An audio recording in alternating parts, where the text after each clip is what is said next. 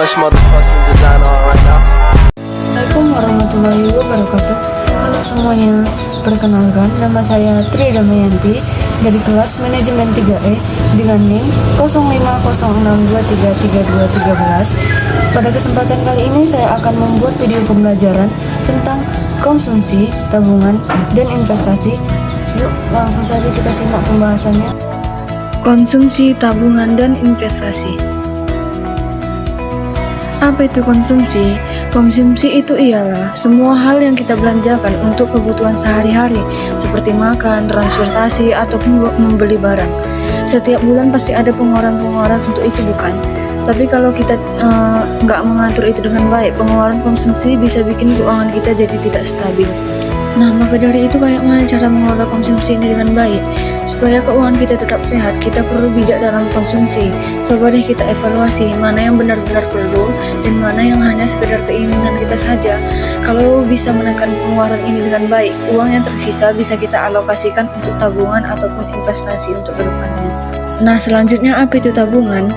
Setelah kebutuhan konsumsi kita terpenuhi, sisakan sebagian uang kita untuk tabungan. Tabungan ini penting karena kita tidak tahu apa yang bakal terjadi ke depannya. Misalnya, ada kebutuhan mendesak yang memerlukan uang. Dengan adanya tabungan, kita tidak perlu khawatir akan kehabisan uang. Cara mengelola tabungan, menabung itu tidak harus langsung banyak. Mulai dari yang kecil terlebih dahulu, asalkan kita konsisten. Kalau kita bisa menyisihkan sedikit saja setiap bulan, lama-lama tabungan kita akan berkembang.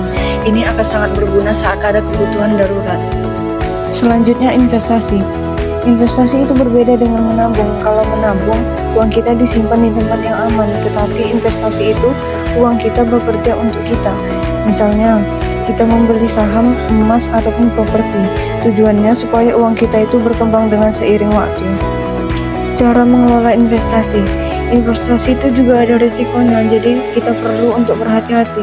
Pilihlah investasi yang sesuai dengan tujuan dan kemampuan kita. Mulailah dengan yang lebih aman seperti emas, baru coba investasi yang lebih berisiko jika sudah merasa nyaman dan aman. Nah, yang terakhir, hubungan antara konsumsi, tabungan, dan investasi. Konsumsi, tabungan, dan investasi itu saling berhubungan.